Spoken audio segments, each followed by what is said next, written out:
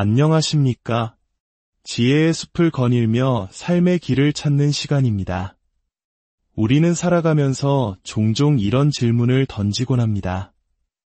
왜 어떤 사람의 삶은 순풍에 돛단 듯 평탄하고 어떤 사람의 삶은 가시밭길처럼 험난할까요?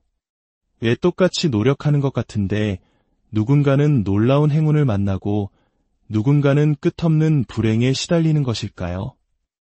이 근원적인 질문에 대해 인류의 위대한 스승들은 오래전부터 깊은 통찰을 남겼습니다. 오늘 우리는 약 2600년 전 인도의 기원정사에서 석가모니 부처님께서 제자들에게 직접 들려주신 한 남자의 기적 같은 삶과 그 비밀에 대한 이야기를 나누어 보고자 합니다. 이 이야기는 단순한 옛날 이야기를 넘어 오늘을 살아가는 우리에게 삶의 행복과 불행이 과연 어디에서 비롯되는지를 명확하게 보여줄 것입니다. 이야기는 지금으로부터 아주 먼 옛날 인도의 어느 마을에서 시작됩니다. 그곳에는 창고에 재물이 넘쳐나는 큰 부자가 살고 있었습니다. 하지만 그에게는 한 가지 큰 근심이 있었으니 바로 대를 이을 자식이 없다는 것이었습니다. 부부는 자식을 얻기 위해 온갖 노력을 다하고 하늘에 정성껏 제사를 올리며 간절히 기도했습니다. 부디 저희에게 떡두꺼비 같은 아들 하나만 점지해 주십시오. 그 정성이 하늘에 닿았던 것일까요? 얼마 지나지 않아 부인이 임신을 했고 10달 뒤 마침내 옥동자처럼 잘생긴 아들을 낳았습니다. 세상을 다 얻은 듯 기뻤던 부자는 친척과 마을 사람들을 모두 초대해 강가에서 성대한 잔치를 열었습니다. 맛있는 음식을 나누고 음악에 맞춰 덩실덩실 춤을 추며 기쁨을 만끽했습니다. 아버지는 기쁨에 취해 술에 취해 갓난아들을 품에 안고 덩실덩실 춤을 추었습니다. 아내와 아들을 주고받으며 춤을 추던 바로 그 순간 아버지는 술기운에 몸을 휘청했고 그만 아기를 손에서 놓쳐 거센 물살의 강물 속으로 빠뜨리고 말았습니다. 잔치 자리는 순식간에 아수라장으로 변했습니다. 아들아, 비명과 함께 온 가족이 물속으로 뛰어들어 아이를 찾았지만 갓난아기는 순식간에 강물에 휩쓸려 흔적도 없이 사라져버렸습니다. 아이를 그토록 원했던 부모의 마음은 갈기갈기 찢어지는 듯했습니다. 어머니와 아버지는 그 자리에서 실신했다 깨어나기를 반복하며 아들의 이름을 부르짖었지만 강물은 아무런 대답이 없었습니다. 그런데 바로 그때 강물 속에서는 믿을 수 없는 일이 벌어지고 있었습니다. 물살에 떠내려가던 아기를 거대한 물고기 한 마리가 나타나 꿀꺽 삼켜버린 것입니다. 하지만 아이는 전생에 지은 크나큰 복과 덕이 있었던 덕분일까요? 날카로운 이빨과 거친 위액 속에서도 상처 하나 없이 마치 어머니의 뱃속에 있는 것처럼 평온하게 잠들어 있었습니다. 아기를 삼킨 거대한 물고기는 물살을 따라 강하류로 내려갔습니다. 그리고 강하류의 다른 마을, 그곳의 한 어부에게 잡히게 됩니다. 공교롭게도 그 어부가 일하는 집 역시 강상류의 부자처럼 오랫동안 자식이 없어 하늘의 아들을 점지해달라고 간절히 기도하던 큰 부자의 집이었습니다. 어부는 평소와 달리 유난히 배가 불룩한 거대한 물고기를 잡은 것을 신기하게 여겼습니다. 대체 무엇을 먹었기에 이리도 배가 터질 듯한가? 집에 돌아온 어부가 물고기의 배를 가르는 순간 그 안에서 응애 하는 우렁찬 울음소리와 함께 갓난아기가 모습을 드러냈습니다. 어부는 혼비백산하여 주인에게 달려가 자초지종을 설명했습니다. 이야기를 들은 부자는 깜짝 놀라며 외쳤습니다. 아, 이것은 하늘이 내 기도에 응답하신 것이로다. 하늘이 내게 아들을 보내주셨구나. 부자는 이 아이를 하늘이 주신 선물이라 여기고 자신의 아들로 삼아 정성껏 키우기 시작했습니다. 이 신비한 소문은 입에서 입으로 퍼져나가 강상류에 사는 아이의 친부모 귀에까지 들어가게 되었습니다. 소문을 들은 친부모는 직감했습니다. 틀림없는 우리 아들이다. 우리가 강에 빠뜨린 아들을 물고기가 삼켰고 그 물고기가 하류에서 잡힌 것이다. 친부모는 한달음에 하류 마을의 부잣집으로 찾아가 눈물로 호소했습니다. 그 아이는 본래 저희의 친아들입니다. 부디 돌려주십시오. 하지만 아이를 키우던 양부모 역시 물러서지 않았습니다. 당신 아들이라는 증거가 어디 있소?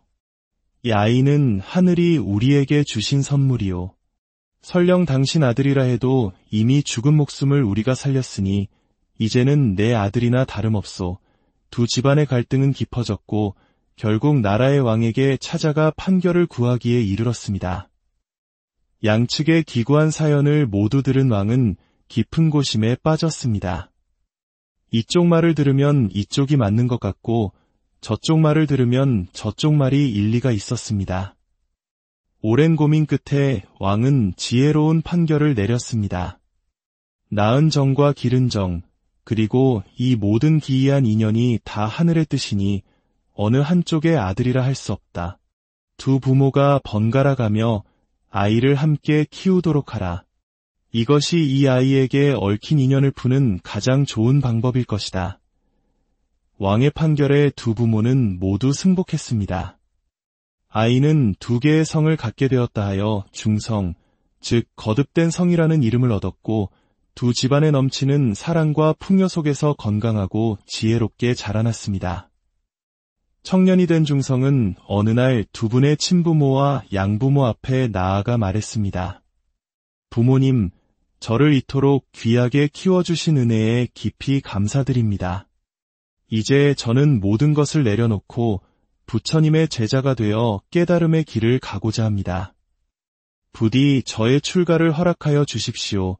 부모들은 깜짝 놀랐습니다. 아니, 이 좋은 세상, 부족한 것 하나 없이 모든 것을 누리며 살면 될 것을 어찌하여 힘든 출가의 길을 가려 하느냐. 하지만 아들의 뜻이 너무나 확고한 것을 본 부모들은 결국 눈물을 머금고 그의 선택을 존중해 주었습니다. 사랑하는 아들아, 내가 원하는 행복의 길이라면 우리가 막을 수 없겠지. 너의 뜻을 존중하겠다. 그렇게 중성은 부처님의 제자인 비구 스님이 되었고 수행에 정진한 지 얼마 되지 않아 모든 번뇌와 욕망이 사라진 거룩한 성자 아라한의 경지에 오르게 됩니다. 이 모든 과정을 지켜본 다른 제자들이 부처님께 여쭈었습니다. 거룩하신 스승이시여, 중성 비구는 대체 어떤 과거의 인연으로 이토록 기이하고 복된 삶을 살게 된 것입니까? 부잣집에 태어났고 물에 빠져도 죽지 않았으며 물고기 뱃속에서도 살아남았습니다. 또한 두 부모의 사랑을 받으며 자라나 마침내 출가하여 이토록 짧은 시간에 위대한 깨달음을 얻었으니 그가 과거 전생에 지은 공덕은 과연 무엇이었습니까? 부처님께서는 미소를 지으시며 말씀하셨습니다. 이 모든 것은 다른 누가 만들어준 것이 아니라 바로 자기 자신이 지은 인연의 결과이다.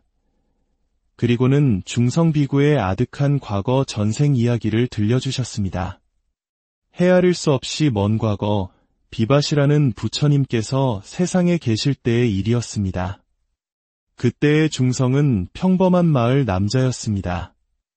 그는 비밭이 부처님의 법문을 듣고 마음에 크나큰 기쁨과 환희를 느꼈습니다. 그는 부처님 앞에 나아가 무릎을 꿇고 공경하는 마음으로 세 가지를 맹세했습니다. 첫째, 거룩한 부처님께 귀의합니다. 거룩한 가르침에 귀의합니다. 거룩한 스님들께 귀의합니다. 라고 맹세하며 진리의 길을 따를 것을 서원했습니다. 이를 삼기에 라합니다. 이것이 바로 지혜의 씨앗이었습니다. 둘째, 부처님께 계율을 받아 살아있는 생명을 함부로 죽이지 않겠다는 불살생의 계율을 평생토록 목숨처럼 지켰습니다. 이것이 바로 생명과 안전의 씨앗이었습니다. 셋째, 비록 가진 것은 많지 않았지만 부처님과 스님들께 아주 작은 것이라도 정성스러운 마음을 다해 공양을 올렸습니다. 이를 보시라 합니다.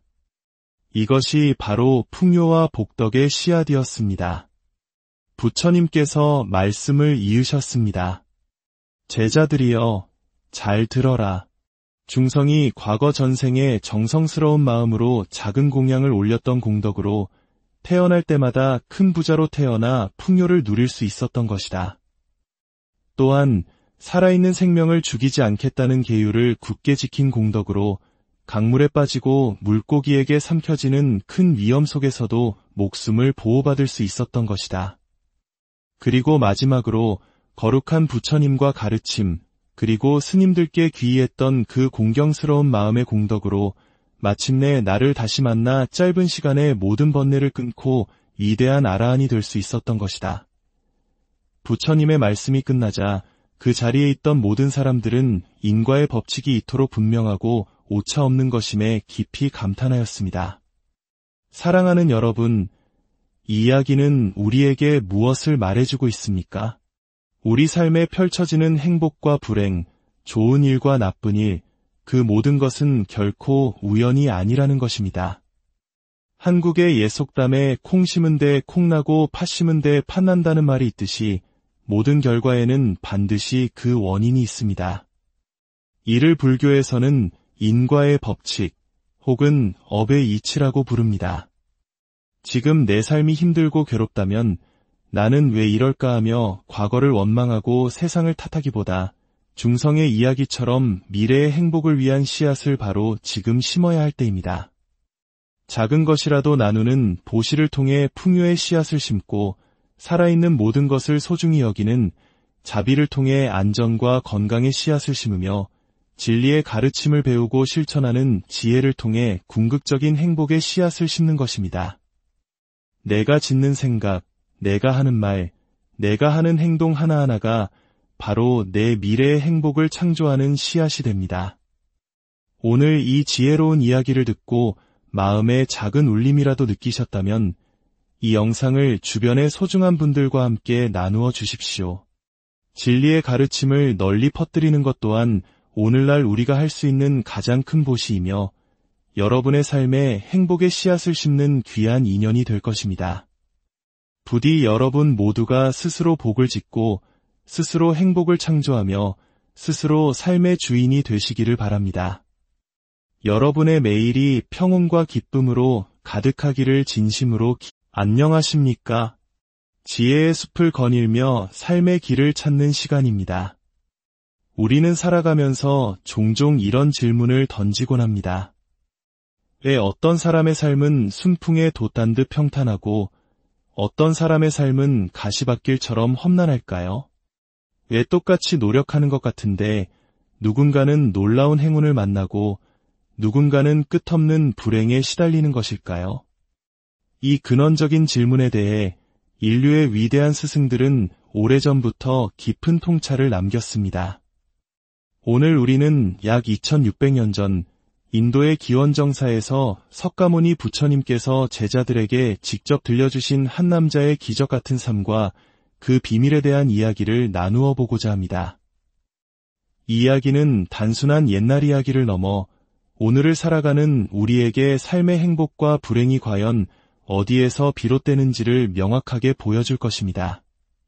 이야기는 지금으로부터 아주 먼 옛날 인도의 어느 마을에서 시작됩니다. 그곳에는 창고에 재물이 넘쳐나는 큰 부자가 살고 있었습니다. 하지만 그에게는 한 가지 큰 근심이 있었으니 바로 대를 이을 자식이 없다는 것이었습니다. 부부는 자식을 얻기 위해 온갖 노력을 다하고 하늘에 정성껏 제사를 올리며 간절히 기도했습니다. 부디 저희에게 떡두꺼비 같은 아들 하나만 점지해 주십시오. 그 정성이 하늘에 닿았던 것일까요? 얼마 지나지 않아 부인이 임신을 했고 10달 뒤 마침내 옥동자처럼 잘생긴 아들을 낳았습니다. 세상을 다 얻은 듯 기뻤던 부자는 친척과 마을 사람들을 모두 초대해 강가에서 성대한 잔치를 열었습니다. 맛있는 음식을 나누고 음악에 맞춰 덩실덩실 춤을 추며 기쁨을 만끽했습니다. 아버지는 기쁨에 취해 술에 취해 갓난아들을 품에 안고 덩실덩실 춤을 추었습니다. 아내와 아들을 주고받으며 춤을 추던 바로 그 순간 아버지는 술기운에 몸을 휘청했고 그만 아기를 손에서 놓쳐 거센 물살의 강물 속으로 빠뜨리고 말았습니다. 잔치 자리는 순식간에 아수라장으로 변했습니다. 아들아, 비명과 함께 온 가족이 물속으로 뛰어들어 아이를 찾았지만 갓난아기는 순식간에 강물에 휩쓸려 흔적도 없이 사라져버렸습니다. 아이를 그토록 원했던 부모의 마음은 갈기갈기 찢어지는 듯했습니다. 어머니와 아버지는 그 자리에서 실신했다 깨어나기를 반복하며 아들의 이름을 부르짖었지만 강물은 아무런 대답이 없었습니다. 그런데 바로 그때 강물 속에서는 믿을 수 없는 일이 벌어지고 있었습니다. 물살에 떠내려가던 아기를 거대한 물고기 한 마리가 나타나 꿀꺽 삼켜버린 것입니다. 하지만 아이는 전생에 지은 크나큰 복과 덕이 있었던 덕분일까요? 날카로운 이빨과 거친 위액 속에서도 상처 하나 없이 마치 어머니의 뱃속에 있는 것처럼 평온하게 잠들어 있었습니다. 아기를 삼킨 거대한 물고기는 물살을 따라 강하류로 내려갔습니다. 그리고 강하류의 다른 마을, 그곳의 한 어부에게 잡히게 됩니다. 공교롭게도 그 어부가 일하는 집 역시 강상류의 부자처럼 오랫동안 자식이 없어 하늘의 아들을 점지해달라고 간절히 기도하던 큰 부자의 집이었습니다. 어부는 평소와 달리 유난히 배가 불룩한 거대한 물고기를 잡은 것을 신기하게 여겼습니다. 대체 무엇을 먹었기에 이리도 배가 터질 듯한가.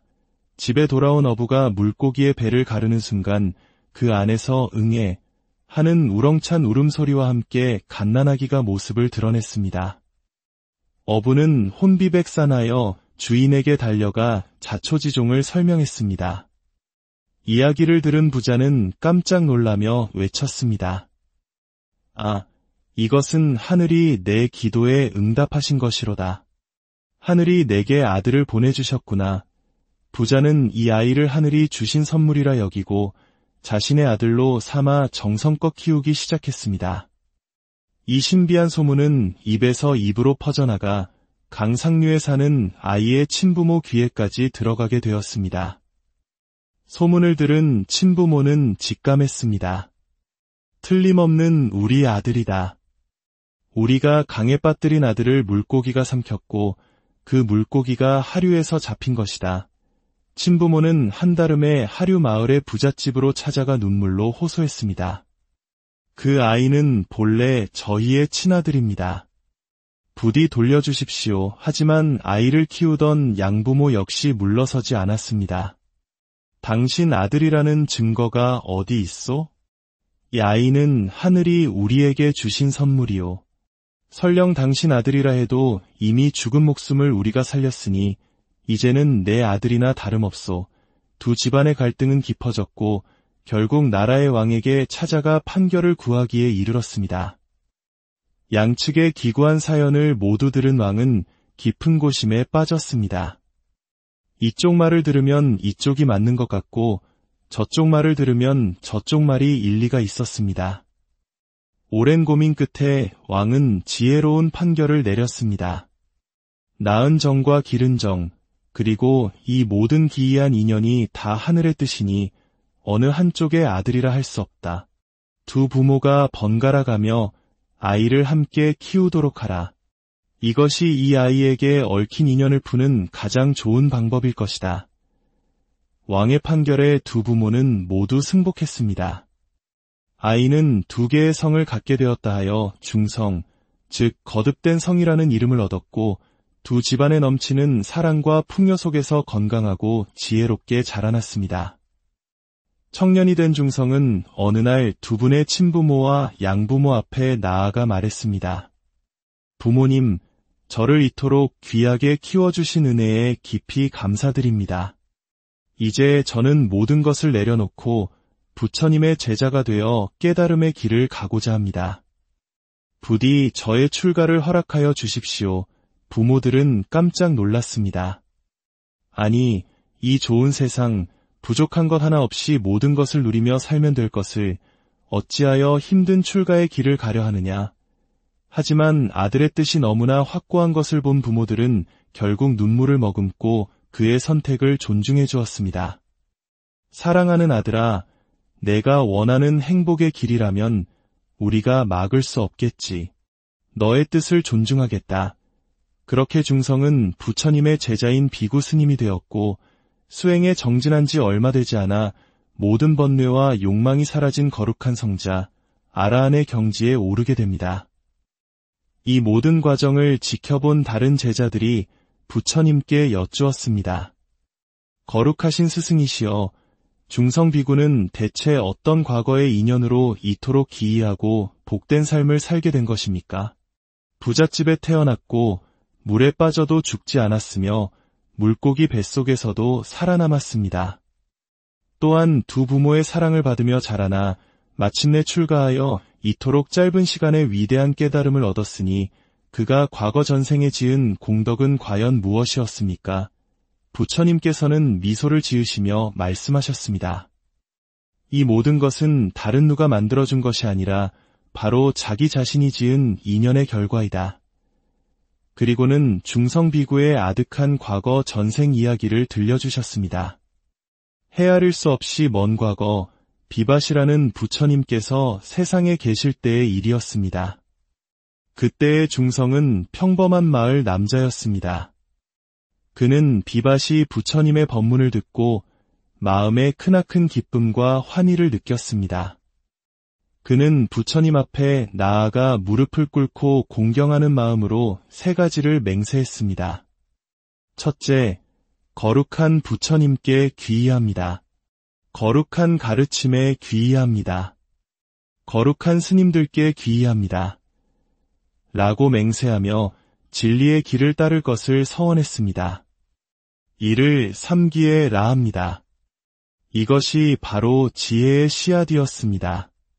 둘째, 부처님께 계율을 받아 살아있는 생명을 함부로 죽이지 않겠다는 불살생의 계율을 평생토록 목숨처럼 지켰습니다. 이것이 바로 생명과 안전의 씨앗이었습니다.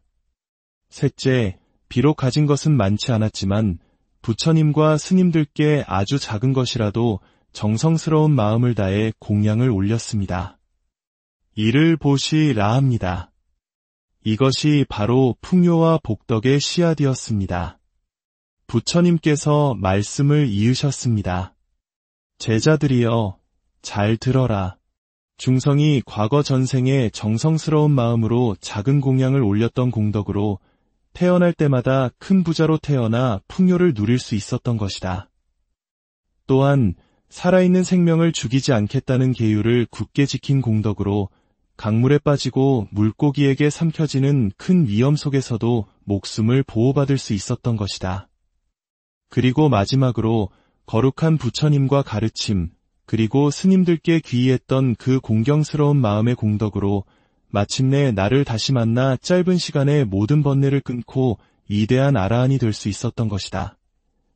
부처님의 말씀이 끝나자 그 자리에 있던 모든 사람들은 인과의 법칙이 이토록 분명하고 오차 없는 것임에 깊이 감탄하였습니다. 사랑하는 여러분, 이 이야기는 우리에게 무엇을 말해주고 있습니까?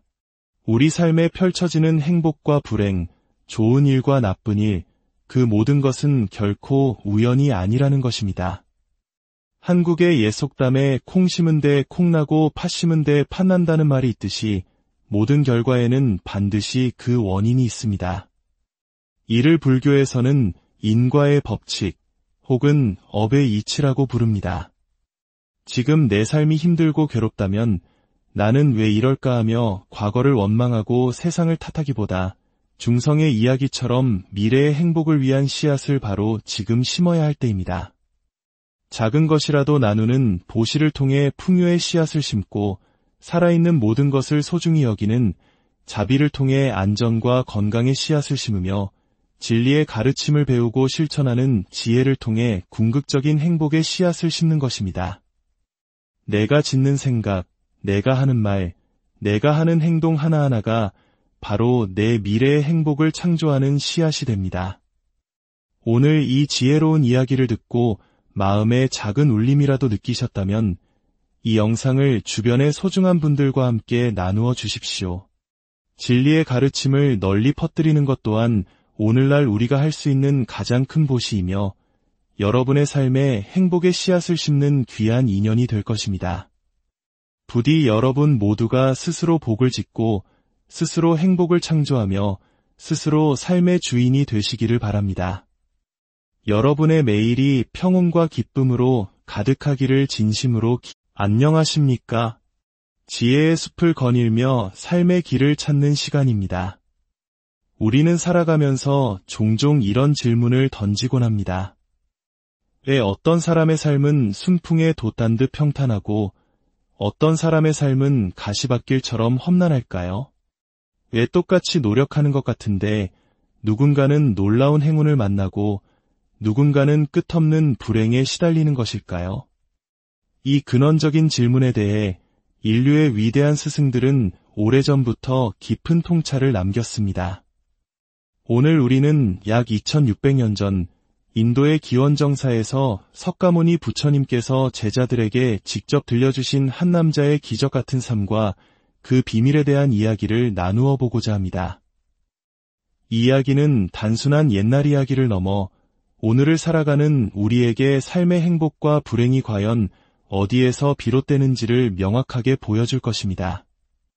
이야기는 지금으로부터 아주 먼 옛날 인도의 어느 마을에서 시작됩니다. 그곳에는 창고에 재물이 넘쳐나는 큰 부자가 살고 있었습니다. 하지만 그에게는 한 가지 큰 근심이 있었으니 바로 대를 이을 자식이 없다는 것이었습니다. 부부는 자식을 얻기 위해 온갖 노력을 다하고 하늘에 정성껏 제사를 올리며 간절히 기도했습니다. 부디 저희에게 떡두꺼비 같은 아들 하나만 점지해 주십시오. 그 정성이 하늘에 닿았던 것일까요? 얼마 지나지 않아 부인이 임신을 했고 10달 뒤 마침내 옥동자처럼 잘생긴 아들을 낳았습니다.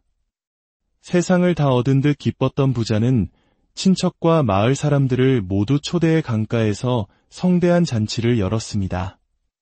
맛있는 음식을 나누고 음악에 맞춰 덩실덩실 춤을 추며 기쁨을 만끽했습니다. 아버지는 기쁨에 취해 술에 취해 갓난아들을 품에 안고 덩실덩실 춤을 추었습니다. 아내와 아들을 주고받으며 춤을 추던 바로 그 순간 아버지는 술기운에 몸을 휘청했고 그만 아기를 손에서 놓쳐 거센 물살의 강물 속으로 빠뜨리고 말았습니다. 잔치 자리는 순식간에 아수라장으로 변했습니다. 아들아, 비명과 함께 온 가족이 물속으로 뛰어들어 아이를 찾았지만 갓난아기는 순식간에 강물에 휩쓸려 흔적도 없이 사라져버렸습니다. 아이를 그토록 원했던 부모의 마음은 갈기갈기 찢어지는 듯했습니다. 어머니와 아버지는 그 자리에서 실신했다 깨어나기를 반복하며 아들의 이름을 부르짖었지만 강물은 아무런 대답이 없었습니다. 그런데 바로 그때 강물 속에서는 믿을 수 없는 일이 벌어지고 있었습니다. 물살에 떠내려가던 아기를 거대한 물고기 한 마리가 나타나 꿀꺽 삼켜버린 것입니다. 하지만 아이는 전생에 지은 크나큰 복과 덕이 있었던 덕분일까요? 날카로운 이빨과 거친 위액 속에서도 상처 하나 없이 마치 어머니의 뱃속에 있는 것처럼 평온하게 잠들어 있었습니다. 아기를 삼킨 거대한 물고기는 물살을 따라 강하류로 내려갔습니다. 그리고 강하류의 다른 마을, 그곳의 한 어부에게 잡히게 됩니다. 공교롭게도 그 어부가 일하는 집 역시 강상류의 부자처럼 오랫동안 자식이 없어 하늘의 아들을 점지해달라고 간절히 기도하던 큰 부자의 집이었습니다. 어부는 평소와 달리 유난히 배가 불룩한 거대한 물고기를 잡은 것을 신기하게 여겼습니다. 대체 무엇을 먹었기에 이리도 배가 터질 듯한가? 집에 돌아온 어부가 물고기의 배를 가르는 순간 그 안에서 응애 하는 우렁찬 울음소리와 함께 갓난아기가 모습을 드러냈습니다. 어부는 혼비백산하여 주인에게 달려가 자초지종을 설명했습니다. 이야기를 들은 부자는 깜짝 놀라며 외쳤습니다. 아, 이것은 하늘이 내 기도에 응답하신 것이로다. 하늘이 내게 아들을 보내주셨구나. 부자는 이 아이를 하늘이 주신 선물이라 여기고 자신의 아들로 삼아 정성껏 키우기 시작했습니다. 이 신비한 소문은 입에서 입으로 퍼져나가 강상류에 사는 아이의 친부모 귀에까지 들어가게 되었습니다. 소문을 들은 친부모는 직감했습니다. 틀림없는 우리 아들이다. 우리가 강에 빠뜨린 아들을 물고기가 삼켰고 그 물고기가 하류에서 잡힌 것이다. 친부모는 한달음에 하류 마을의 부잣집으로 찾아가 눈물로 호소했습니다. 그 아이는 본래 저희의 친아들입니다. 부디 돌려주십시오. 하지만 아이를 키우던 양부모 역시 물러서지 않았습니다. 당신 아들이라는 증거가 어디 있소? 이 아이는 하늘이 우리에게 주신 선물이요. 설령 당신 아들이라 해도 이미 죽은 목숨을 우리가 살렸으니 이제는 내 아들이나 다름없소. 두 집안의 갈등은 깊어졌고 결국 나라의 왕에게 찾아가 판결을 구하기에 이르렀습니다. 양측의 기구한 사연을 모두 들은 왕은 깊은 고심에 빠졌습니다. 이쪽 말을 들으면 이쪽이 맞는 것 같고 저쪽 말을 들으면 저쪽 말이 일리가 있었습니다. 오랜 고민 끝에 왕은 지혜로운 판결을 내렸습니다. 낳은 정과 기른 정, 그리고 이 모든 기이한 인연이 다 하늘의 뜻이니 어느 한쪽의 아들이라 할 수 없다. 두 부모가 번갈아 가며 아이를 함께 키우도록 하라. 이것이 이 아이에게 얽힌 인연을 푸는 가장 좋은 방법일 것이다. 왕의 판결에 두 부모는 모두 승복했습니다. 아이는 두 개의 성을 갖게 되었다 하여 중성, 즉 거듭된 성이라는 이름을 얻었고 두 집안에 넘치는 사랑과 풍요 속에서 건강하고 지혜롭게 자라났습니다. 청년이 된 중성은 어느 날 두 분의 친부모와 양부모 앞에 나아가 말했습니다. 부모님, 저를 이토록 귀하게 키워주신 은혜에 깊이 감사드립니다. 이제 저는 모든 것을 내려놓고 부처님의 제자가 되어 깨달음의 길을 가고자 합니다. 부디 저의 출가를 허락하여 주십시오. 부모들은 깜짝 놀랐습니다. 아니, 이 좋은 세상, 부족한 것 하나 없이 모든 것을 누리며 살면 될 것을 어찌하여 힘든 출가의 길을 가려 하느냐. 하지만 아들의 뜻이 너무나 확고한 것을 본 부모들은 결국 눈물을 머금고 그의 선택을 존중해 주었습니다. 사랑하는 아들아, 내가 원하는 행복의 길이라면 우리가 막을 수 없겠지. 너의 뜻을 존중하겠다. 그렇게 중성은 부처님의 제자인 비구 스님이 되었고 수행에 정진한 지 얼마 되지 않아 모든 번뇌와 욕망이 사라진 거룩한 성자 아라한의 경지에 오르게 됩니다. 이 모든 과정을 지켜본 다른 제자들이 부처님께 여쭈었습니다. 거룩하신 스승이시여, 중성 비구는 대체 어떤 과거의 인연으로 이토록 기이하고 복된 삶을 살게 된 것입니까? 부잣집에 태어났고 물에 빠져도 죽지 않았으며 물고기 뱃속에서도 살아남았습니다. 또한 두 부모의 사랑을 받으며 자라나 마침내 출가하여 이토록 짧은 시간에 위대한 깨달음을 얻었으니 그가 과거 전생에 지은 공덕은 과연 무엇이었습니까? 부처님께서는 미소를 지으시며 말씀하셨습니다. 이 모든 것은 다른 누가 만들어준 것이 아니라 바로 자기 자신이 지은 인연의 결과이다. 그리고는 중성비구의 아득한 과거 전생 이야기를 들려주셨습니다.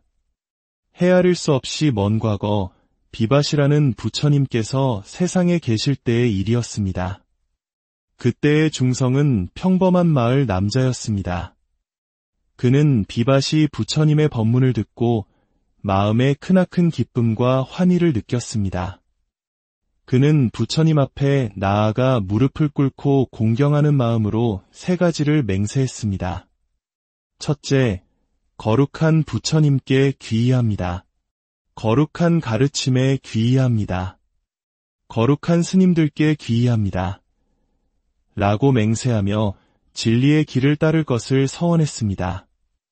이를 삼기에 라합니다. 이것이 바로 지혜의 씨앗이었습니다.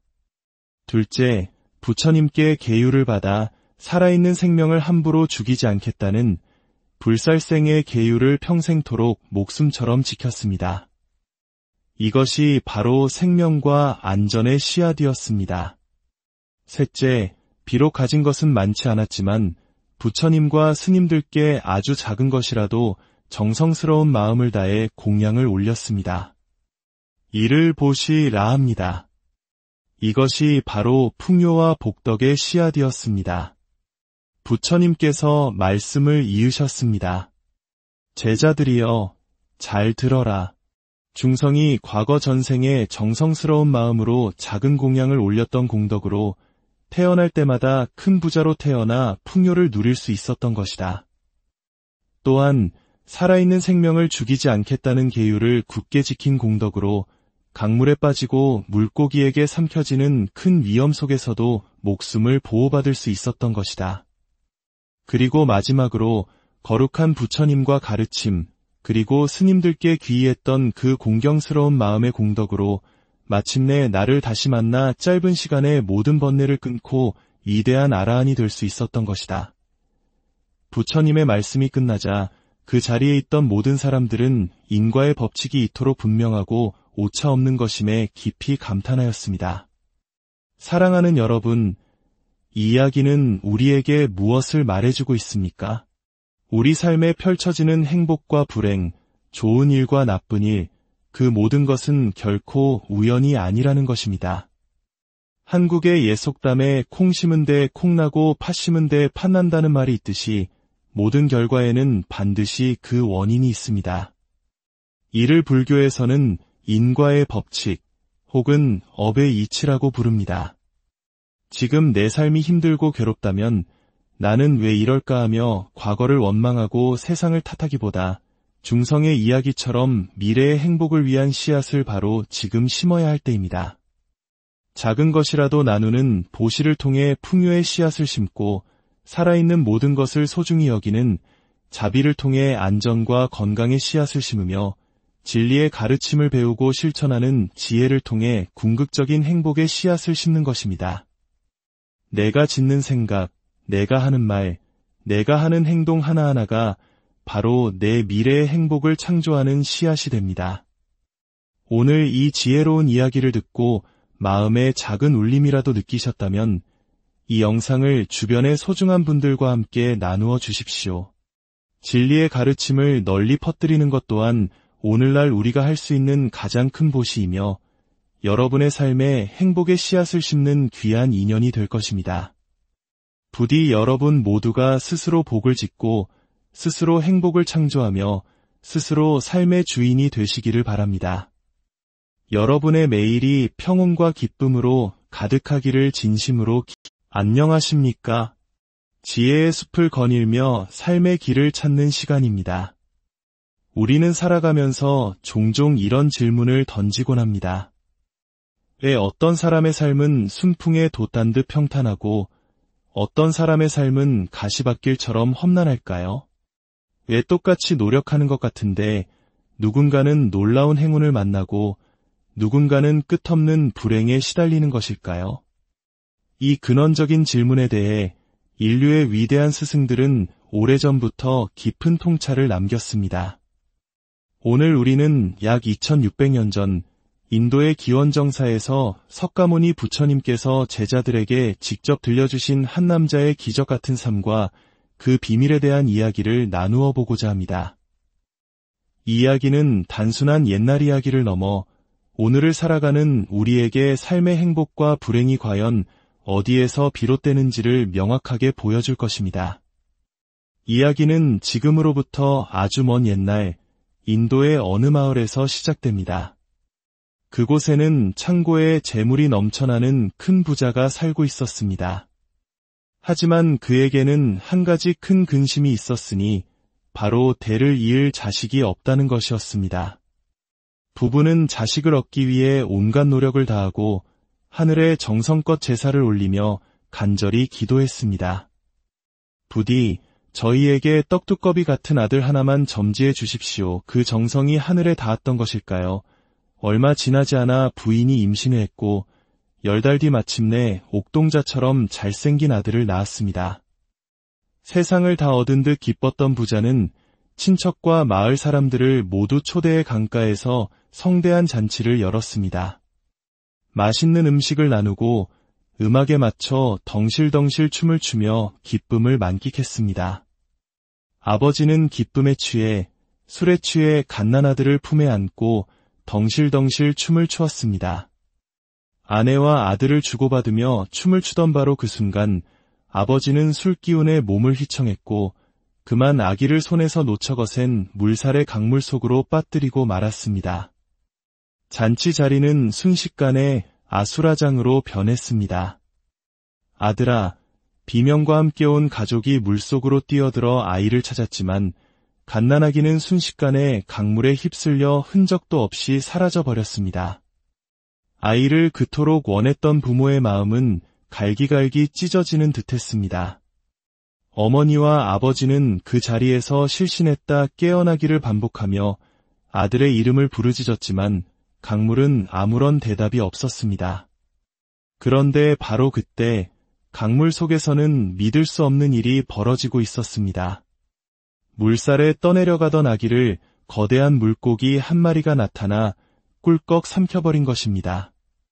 하지만 아이는 전생에 지은 크나큰 복과 덕이 있었던 덕분일까요? 날카로운 이빨과 거친 위액 속에서도 상처 하나 없이 마치 어머니의 뱃속에 있는 것처럼 평온하게 잠들어 있었습니다. 아기를 삼킨 거대한 물고기는 물살을 따라 강하류로 내려갔습니다. 그리고 강하류의 다른 마을, 그곳의 한 어부에게 잡히게 됩니다. 공교롭게도 그 어부가 일하는 집 역시 강상류의 부자처럼 오랫동안 자식이 없어 하늘의 아들을 점지해달라고 간절히 기도하던 큰 부자의 집이었습니다.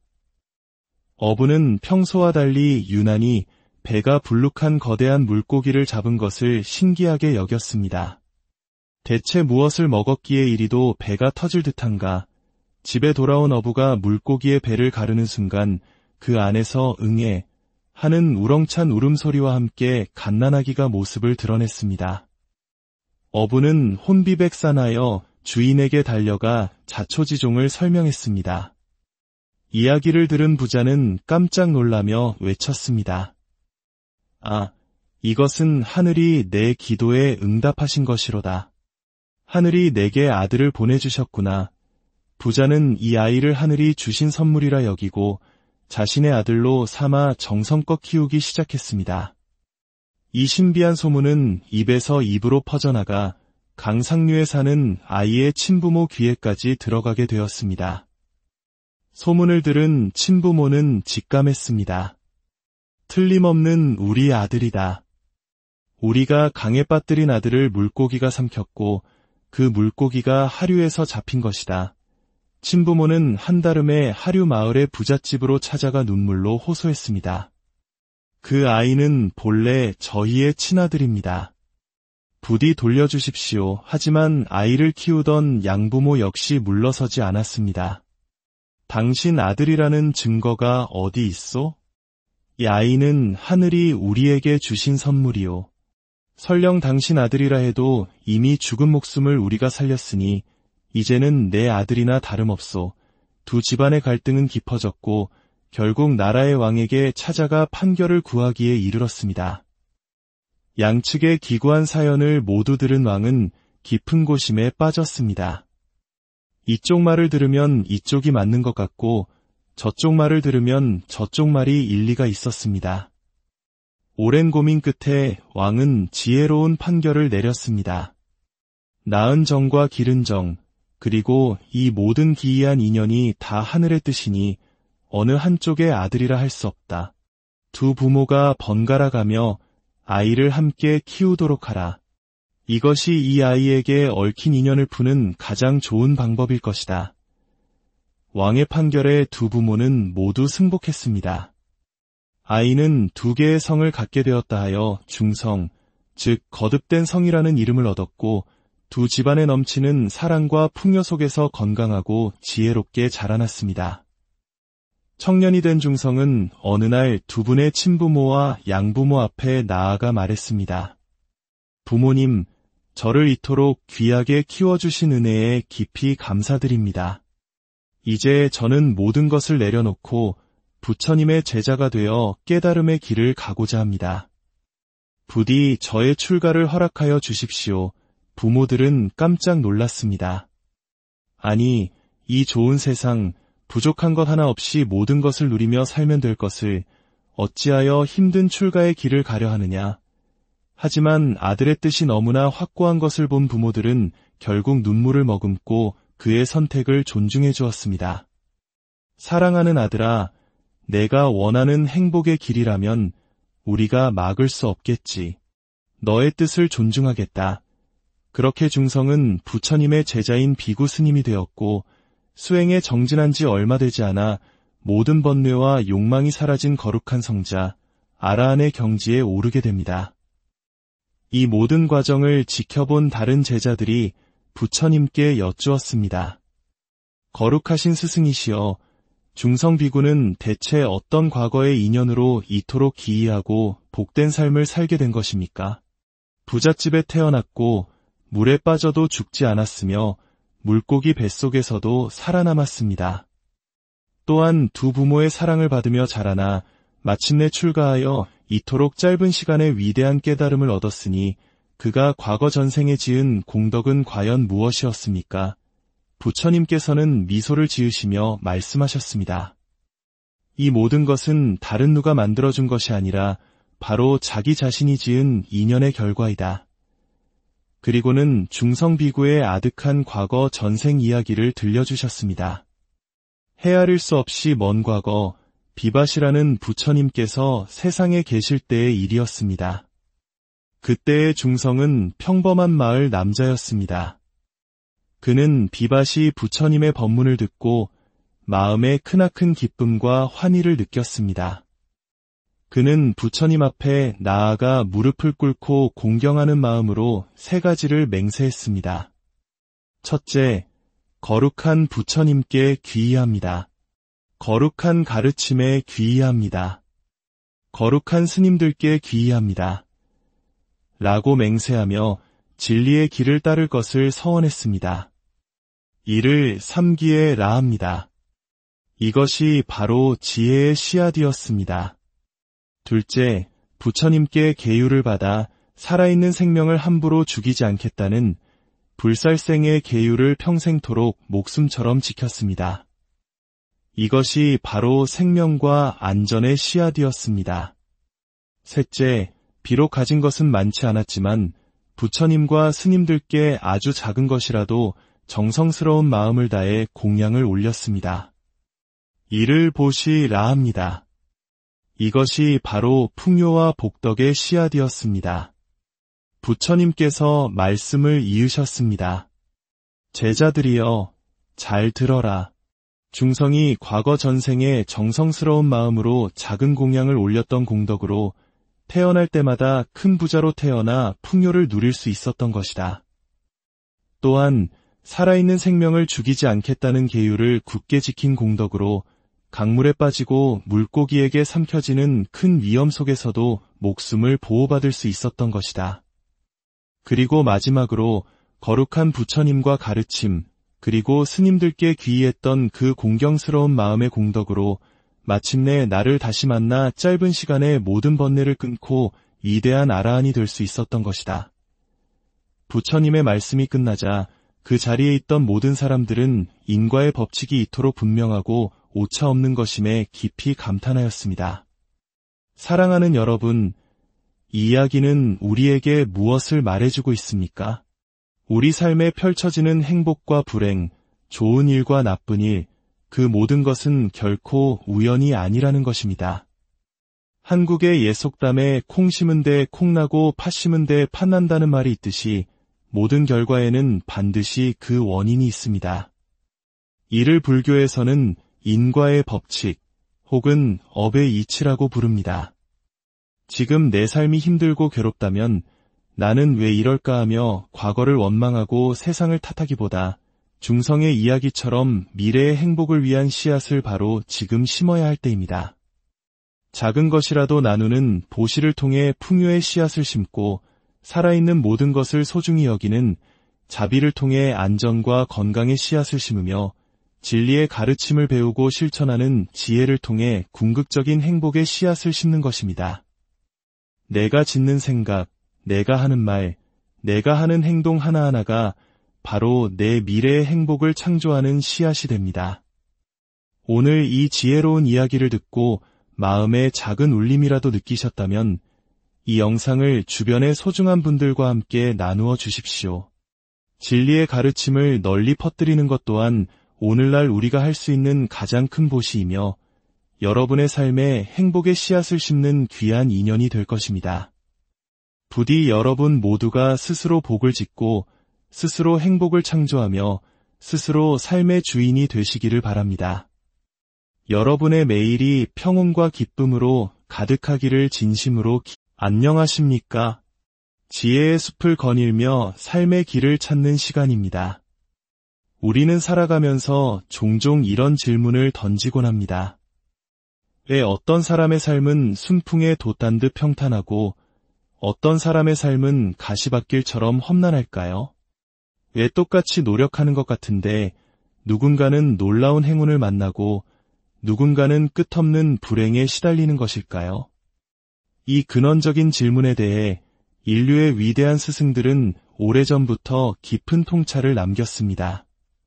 오늘 우리는 약 2600년 전 인도의 기원정사에서 석가모니 부처님께서 제자들에게 직접 들려주신 한 남자의 기적 같은 삶과 그 비밀에 대한 이야기를 나누어 보고자 합니다. 이 이야기는 단순한 옛날 이야기를 넘어 오늘을 살아가는 우리에게 삶의 행복과 불행이 과연 어디에서 비롯되는지를 명확하게 보여줄 것입니다. 이야기는 지금으로부터 아주 먼 옛날 인도의 어느 마을에서 시작됩니다. 그곳에는 창고에 재물이 넘쳐나는 큰 부자가 살고 있었습니다. 하지만 그에게는 한 가지 큰 근심이 있었으니 바로 대를 이을 자식이 없다는 것이었습니다. 부부는 자식을 얻기 위해 온갖 노력을 다하고 하늘에 정성껏 제사를 올리며 간절히 기도했습니다. 부디 저희에게 떡두꺼비 같은 아들 하나만 점지해 주십시오. 그 정성이 하늘에 닿았던 것일까요? 얼마 지나지 않아 부인이 임신을 했고 10달 뒤 마침내 옥동자처럼 잘생긴 아들을 낳았습니다. 세상을 다 얻은 듯 기뻤던 부자는 친척과 마을 사람들을 모두 초대해 강가에서 성대한 잔치를 열었습니다. 맛있는 음식을 나누고 음악에 맞춰 덩실덩실 춤을 추며 기쁨을 만끽했습니다. 아버지는 기쁨에 취해 술에 취해 갓난아들을 품에 안고 덩실덩실 춤을 추었습니다. 아내와 아들을 주고받으며 춤을 추던 바로 그 순간 아버지는 술기운에 몸을 휘청했고 그만 아기를 손에서 놓쳐 거센 물살의 강물 속으로 빠뜨리고 말았습니다. 잔치 자리는 순식간에 아수라장으로 변했습니다. 아들아, 비명과 함께 온 가족이 물속으로 뛰어들어 아이를 찾았지만 갓난아기는 순식간에 강물에 휩쓸려 흔적도 없이 사라져버렸습니다. 아이를 그토록 원했던 부모의 마음은 갈기갈기 찢어지는 듯했습니다. 어머니와 아버지는 그 자리에서 실신했다 깨어나기를 반복하며 아들의 이름을 부르짖었지만 강물은 아무런 대답이 없었습니다. 그런데 바로 그때 강물 속에서는 믿을 수 없는 일이 벌어지고 있었습니다. 물살에 떠내려가던 아기를 거대한 물고기 한 마리가 나타나 꿀꺽 삼켜버린 것입니다. 하지만 아이는 전생에 지은 크나큰 복과 덕이 있었던 덕분일까요? 날카로운 이빨과 거친 위액 속에서도 상처 하나 없이 마치 어머니의 뱃속에 있는 것처럼 평온하게 잠들어 있었습니다. 아기를 삼킨 거대한 물고기는 물살을 따라 강하류로 내려갔습니다. 그리고 강하류의 다른 마을, 그곳의 한 어부에게 잡히게 됩니다. 공교롭게도 그 어부가 일하는 집 역시 강상류의 부자처럼 오랫동안 자식이 없어 하늘의 아들을 점지해달라고 간절히 기도하던 큰 부자의 집이었습니다. 어부는 평소와 달리 유난히 배가 불룩한 거대한 물고기를 잡은 것을 신기하게 여겼습니다. 대체 무엇을 먹었기에 이리도 배가 터질 듯한가. 집에 돌아온 어부가 물고기의 배를 가르는 순간 그 안에서 응애 하는 우렁찬 울음소리와 함께 갓난아기가 모습을 드러냈습니다. 어부는 혼비백산하여 주인에게 달려가 자초지종을 설명했습니다. 이야기를 들은 부자는 깜짝 놀라며 외쳤습니다. 아, 이것은 하늘이 내 기도에 응답하신 것이로다. 하늘이 내게 아들을 보내주셨구나. 부자는 이 아이를 하늘이 주신 선물이라 여기고 자신의 아들로 삼아 정성껏 키우기 시작했습니다. 이 신비한 소문은 입에서 입으로 퍼져나가 강상류에 사는 아이의 친부모 귀에까지 들어가게 되었습니다. 소문을 들은 친부모는 직감했습니다. 틀림없는 우리 아들이다. 우리가 강에 빠뜨린 아들을 물고기가 삼켰고 그 물고기가 하류에서 잡힌 것이다. 친부모는 한달음에 하류 마을의 부잣집으로 찾아가 눈물로 호소했습니다. 그 아이는 본래 저희의 친아들입니다. 부디 돌려주십시오. 하지만 아이를 키우던 양부모 역시 물러서지 않았습니다. 당신 아들이라는 증거가 어디 있소? 이 아이는 하늘이 우리에게 주신 선물이요. 설령 당신 아들이라 해도 이미 죽은 목숨을 우리가 살렸으니 이제는 내 아들이나 다름없소. 두 집안의 갈등은 깊어졌고 결국 나라의 왕에게 찾아가 판결을 구하기에 이르렀습니다. 양측의 기구한 사연을 모두 들은 왕은 깊은 고심에 빠졌습니다. 이쪽 말을 들으면 이쪽이 맞는 것 같고 저쪽 말을 들으면 저쪽 말이 일리가 있었습니다. 오랜 고민 끝에 왕은 지혜로운 판결을 내렸습니다. 나은 정과 기른 정, 그리고 이 모든 기이한 인연이 다 하늘의 뜻이니 어느 한쪽의 아들이라 할 수 없다. 두 부모가 번갈아 가며 아이를 함께 키우도록 하라. 이것이 이 아이에게 얽힌 인연을 푸는 가장 좋은 방법일 것이다. 왕의 판결에 두 부모는 모두 승복했습니다. 아이는 두 개의 성을 갖게 되었다 하여 중성, 즉 거듭된 성이라는 이름을 얻었고 두 집안에 넘치는 사랑과 풍요 속에서 건강하고 지혜롭게 자라났습니다.